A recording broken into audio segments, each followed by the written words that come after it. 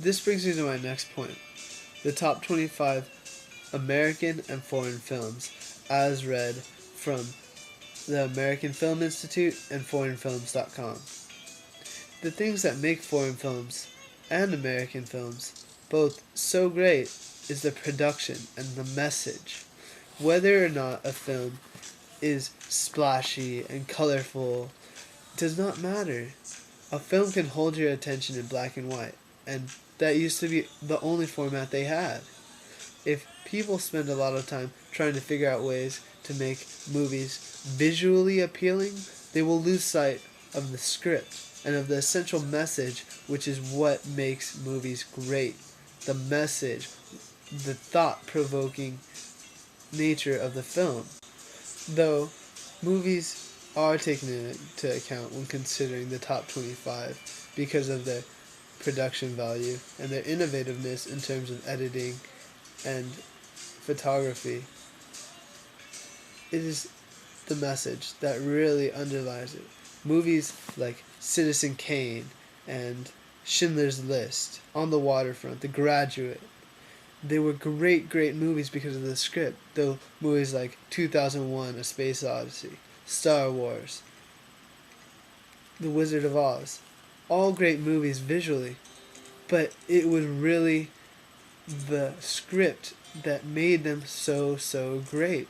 Without something to act from, without something to give you really hard-hitting food for thought, something to leave you with something embedded in your brain after you leave the movie. That is what makes something truly great.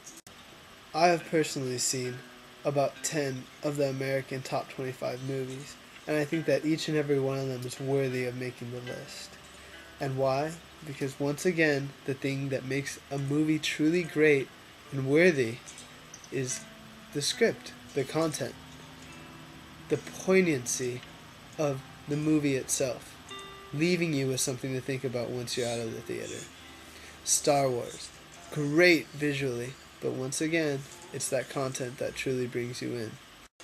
Unfortunately, I have not seen any of the top 25 foreign films.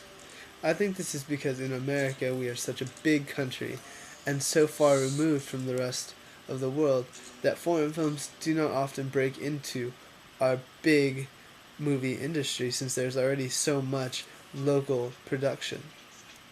I think that this is a loss for many Americans because there are such great films abroad, but it just speaks to the size and state of our country.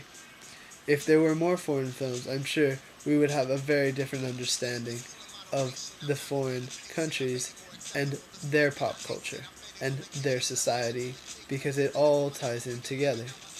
Just because I haven't seen them as an American does not mean they're unsuccessful films, though. Success is determined by the director, I believe.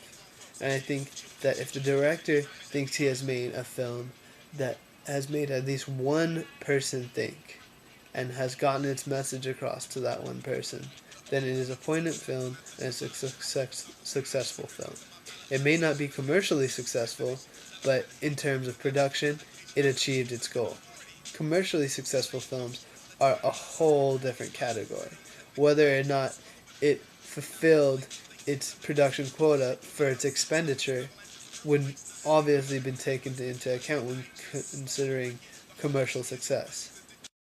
As long as a movie does cover its expenses and may make some revenue for the company and the actors, I think that would be a commercial success. But is irrelevant to the true success of the film, which is again that poignancy and making that one single person think and getting that message across. I would say that making a movie that made people think and that really got a message through is the essence of success. And using it solely as a revenue stream to make big money for the companies and for the actors is ridiculous. It's hurting the movie industry and it's hurting the main population because it just dumbs us down and just makes ridiculous plot lines and ridiculous movies that have been made before and reiterates that consumeristic mentality that we must take whatever the big corporate giants feed us. I do not advocate that. I do not support that in the least.